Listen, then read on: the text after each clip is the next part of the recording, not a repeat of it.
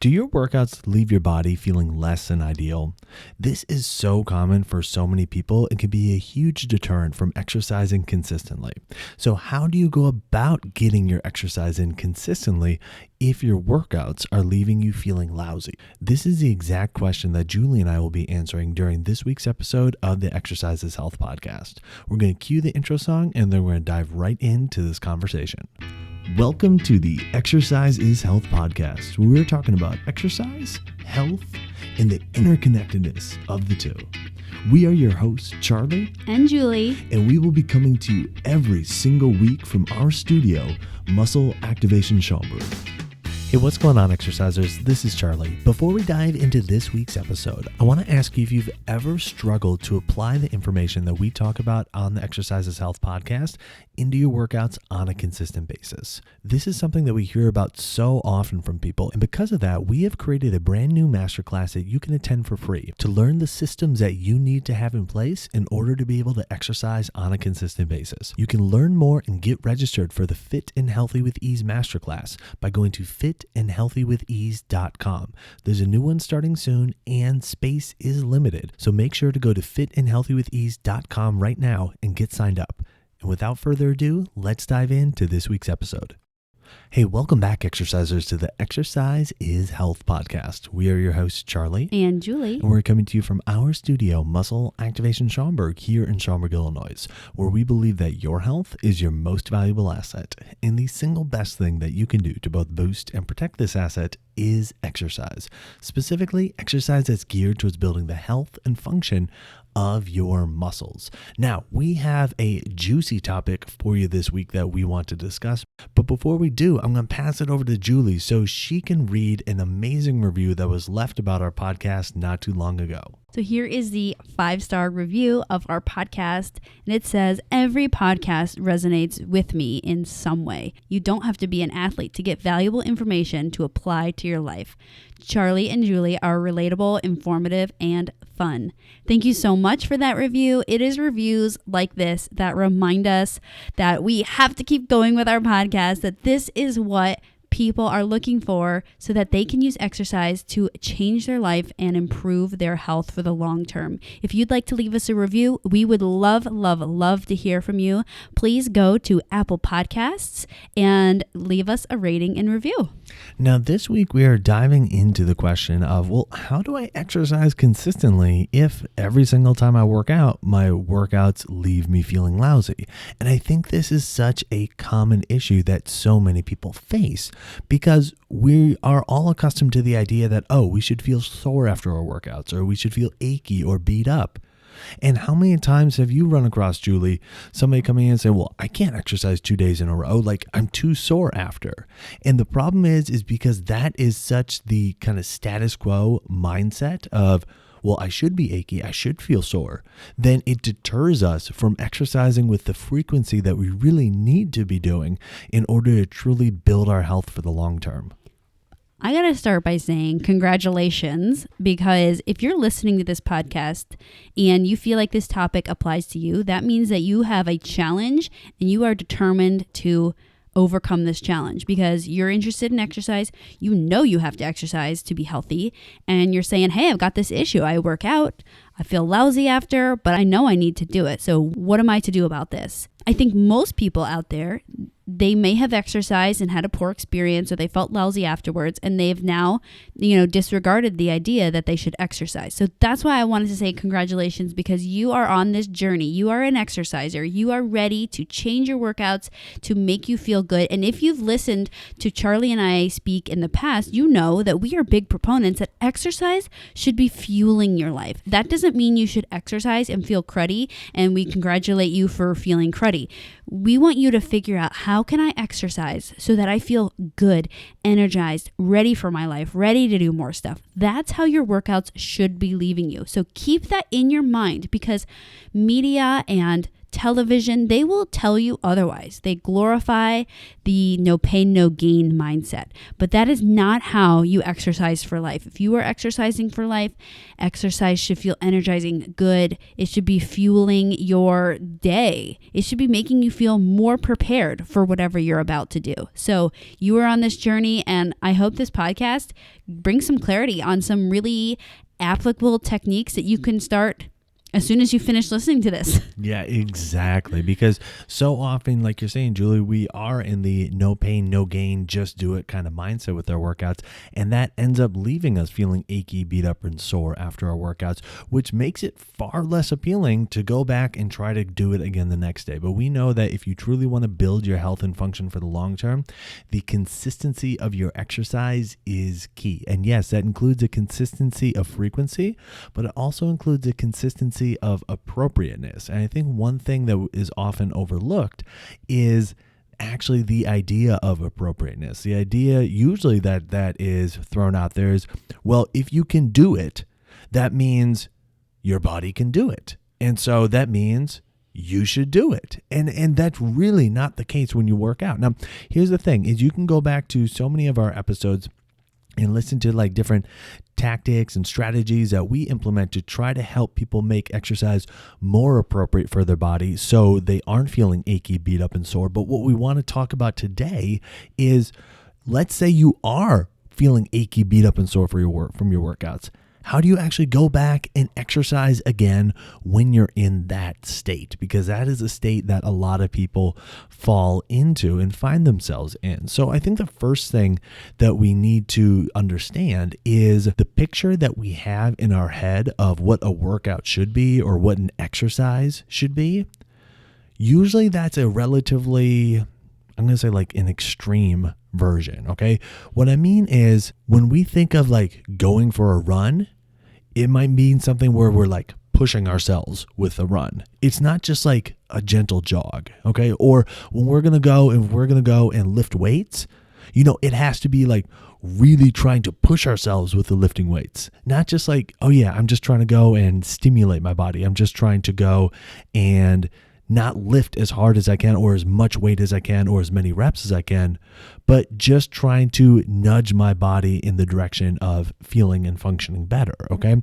The challenge with that kind of mindset is it's going to be really hard. And not just that mindset, but that picture of exercise. It's going to be really hard to get on board with going for a really hard run or doing a really hard resistance training session if you already don't feel well.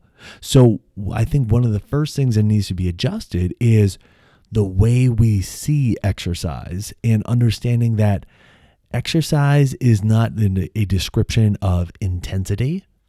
It's a description, in our opinion, of intention, of like what you are trying to do with the activity that you're doing. And so that shift is a really big one. That shift is huge, Charlie. It goes from exercise being this, again, what you mentioned, a lot of people magnify what exercise has to be. It's like, I can't just go for a light walk. It has to be a sprint. I can't just go and do something light in the gym. It has to be, close to my personal records or PRs. But what we do know is like a lot of people will say, I'm sore and achy today. I think I'm just going to do some light movement, like go for a walk or go do yoga. Did you know that you can use weight training and do that really lightly? And that can be one of the most potent ways to put in a positive input into your body. So when Charlie's saying, we have to think about exercise and what is it intending to do, we get to decide that, right? So if you go to the gym and your only goal is to burn calories, well, then you're going to do stuff just to burn calories. If you go to the gym and your only goal is to lift as much weight as possible, that's what you're going to be working on. But when you're exercising for life, no matter if it's a hard day, an easy day, an intense day, a crazy day, whatever kind of day it is to do in the gym, your goal is always to do something with your body to promote the health and function of your body. So your body should be getting more functional. It should be getting stronger. It should be feeling better as you work out.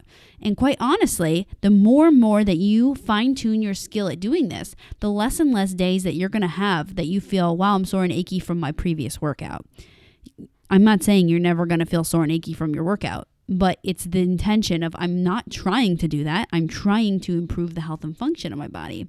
So going into your gym with the outcome goal.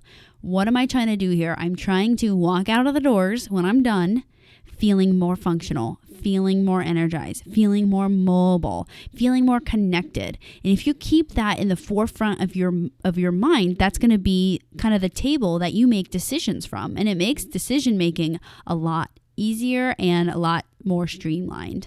Hey, Julie, that's such a great point, because if you have that understanding of how am I trying to leave this workout? What is the state that I'm trying to leave in? What is a goal that I'm trying to accomplish by doing this workout? And you understand that, okay, well, I'm not feeling 100% today, so maybe my goal with this workout is to get me back to 100%, not to deplete me more. That changes everything as far as what you do, how you do it, how intensely you're doing it, how much of it you do. I mean, that truly changes everything about the workout. And so I think just being able to give yourself permission that, hey, you know what? If you've had a stressful day, or if you're still feeling the ramifications of what you did for your workout yesterday or a few days before that, and you are hesitant to go and exercise again, well, just go in and give yourself permission that the goal that you're going to have from doing this workout is not to try to break your body down more with the idea that, that's going to make you stronger, or that's going to make you more fit, but rather just doing something to nudge you back to baseline, to stimulate your body back to health, as opposed to try to beat your body down or try to deplete your body more. And I think when you can approach it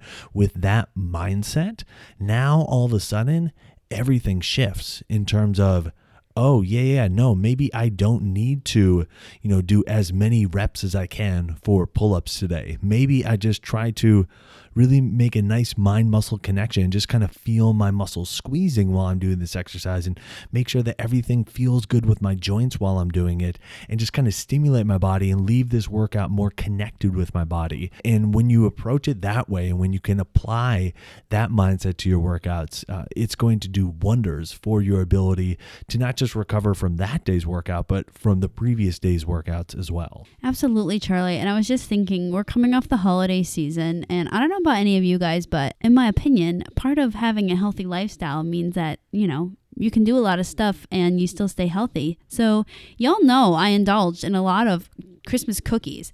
And after we finished our Christmas celebration, you guys want to know what was in my brain for how I wanted to eat the next couple days? It was like the extreme opposite. It was like, wow, I just ate all the stuff and all the sugar and all the caffeine and all the chocolate. And so once I was completely filled up on that, all I could think about was I don't know, I want to have some brothy soup. I want to have a salad. I want to have anything that's light and not this heavy stuff. It's like my body was telling me, oh, you got to change how you're eating. This is not working well.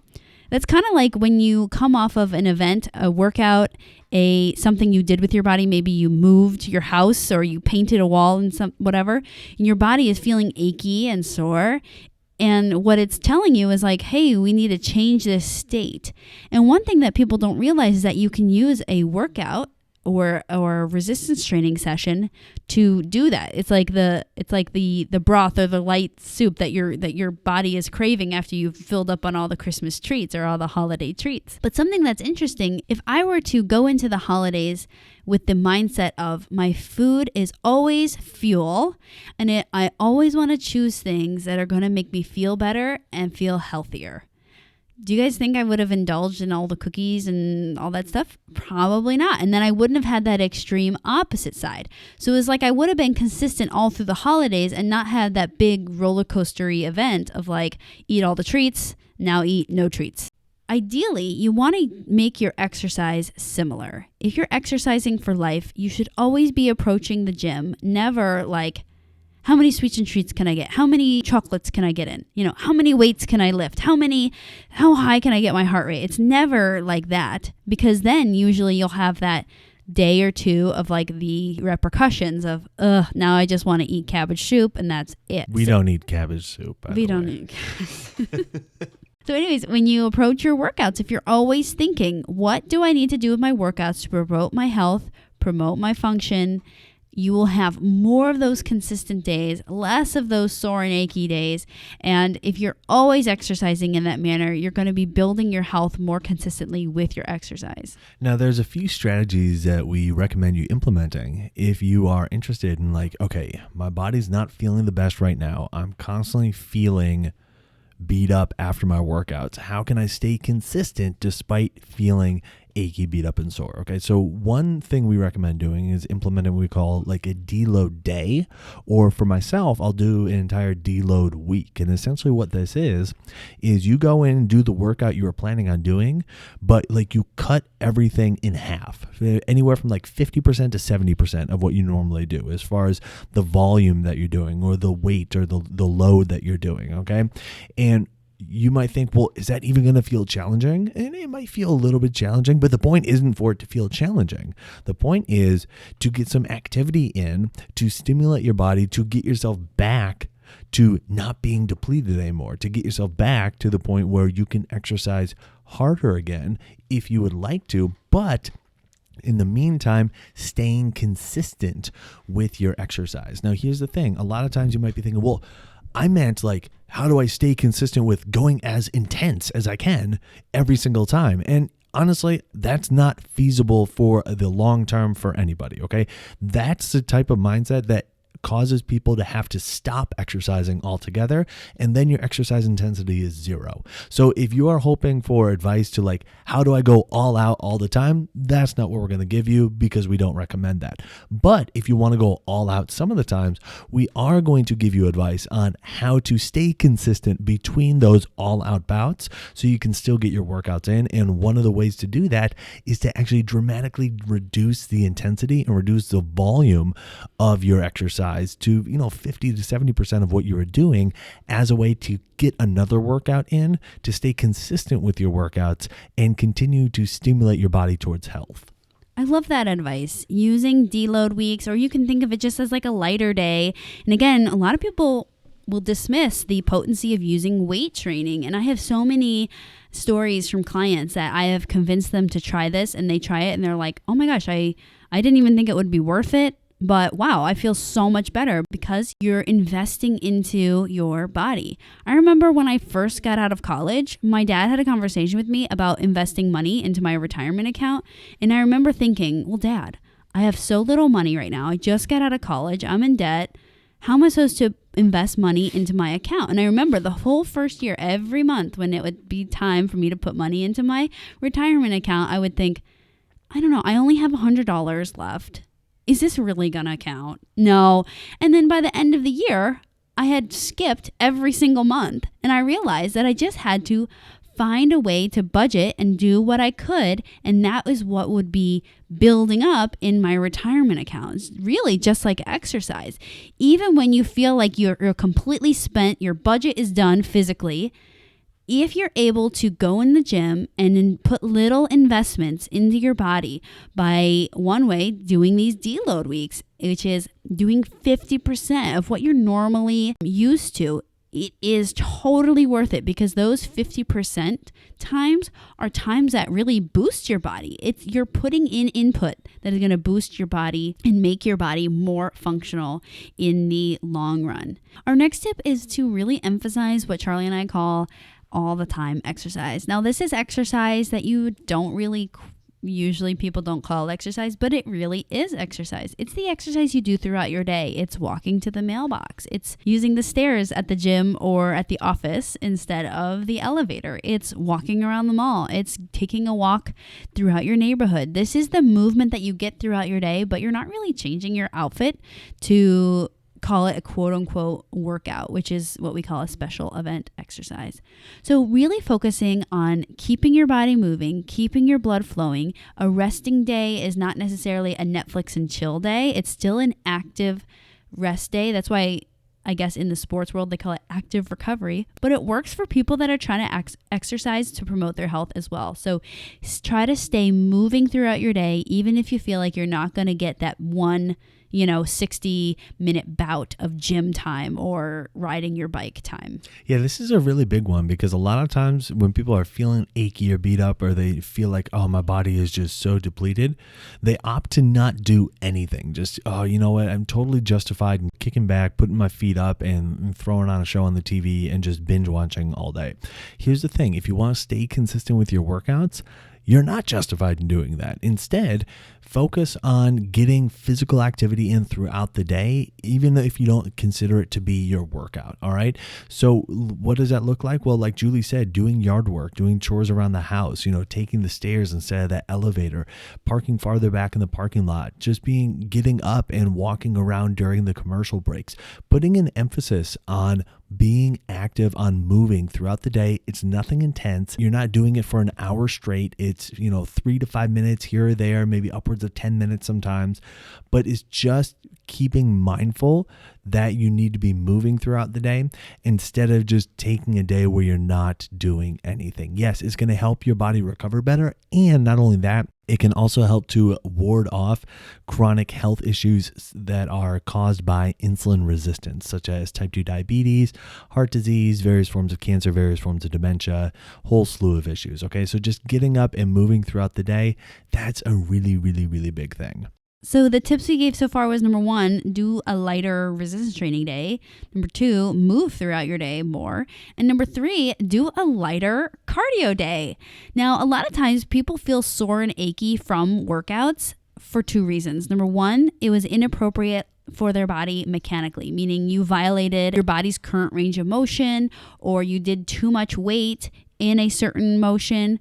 And number 2, it was too taxing on your body, like systemically, like overall your body wasn't ready for that much exertion and you did too much exertion. So when we think about doing the weight training portion, we're thinking about, okay, be really mindful of your range of motion, how far you're moving, your start and stop points, all techniques that we've discussed a lot in other podcasts. But we also want to highlight doing a steady state, moderate to light cardio. And this, we want to make sure that you're not expending too much energy, because you're probably feeling sore and achy because you've already expended too much energy the prior day. But we're wanting to suggest that you should try to move your body, do a quote unquote special event exercise, but keep it at a lower intensity, just like we had suggested with the weight training deload or lighter day. Yeah, for this, one thing that you can use is a heart rate monitor to really track to see where your heart rate is at. And so oftentimes I recommend kind of staying in a 50 to 65% range for your heart rate, and just kind of staying in that range for the duration of 20 to 30 minutes. You might get a little bit of a sweat going. You'll probably get breathing a little bit harder, and that's okay. That will actually help your body to recover some, but it won't be, any kind of interval work. It won't be anything super intense. And similar to how you feel after a deload resistance training workout, you should feel a little bit more energized, a little bit more connected with your body, and feel like your body is less depleted after doing this kind of steady state recovery cardio workout. Great. So use those 3 tips if you are currently like, wow, my body feels sore and achy. How am I supposed to return? Yes, you should return. Don't just take a Netflix and chill type of rest day. Take that type of active recovery day. Now, if you're looking for more tips on, okay, then when I go back to working out, how do I make it more appropriate for my body so I have less of these days of feeling sore and achy? Check out a handful of our other podcasts, because this is a really important topic that deserves its own podcast. And we've talked about it a lot in the past. So check it out. And we hope that this really helps you to stay consistent with your exercise, even if you have those days of feeling kind of lousy. So who do you know that needs to hear this episode? Who do you know that tries to work out consistently, but every time they do, they always feel achy and beat up and sore after, and it causes them to miss days or even miss weeks of working out? Share this episode with them so they can learn some things that they can do between those really intense workouts to actually help their body recover better and stay consistent with their exercise at the same time.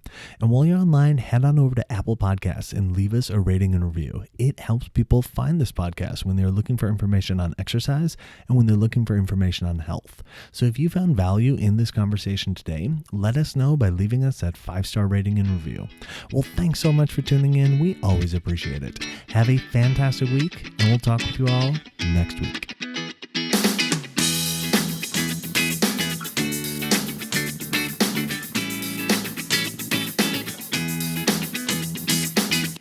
So what did you think about that episode? Did you find the information useful? If you would like to learn how to apply the information that we talk about every single week on the Exercise is Health podcast and get your workouts in consistently while doing so, then you need to check out the Fit and Healthy with Ease Masterclass.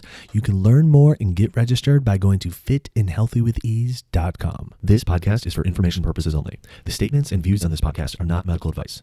This podcast, including Julie and Charlie Gates, disclaim responsibility for any possible adverse effects from the use of information contained herein. Opinions of guests are their own, and this podcast does not endorse or accept responsibility for statements made by guests. This podcast does not make any representations or warranties about guest qualifications or credibility. This podcast may contain paid endorsements or advertisements for products or services. Individuals on this podcast may have a direct or indirect financial interest in products or services referred to herein. If you think you have a medical issue, consult a licensed physician.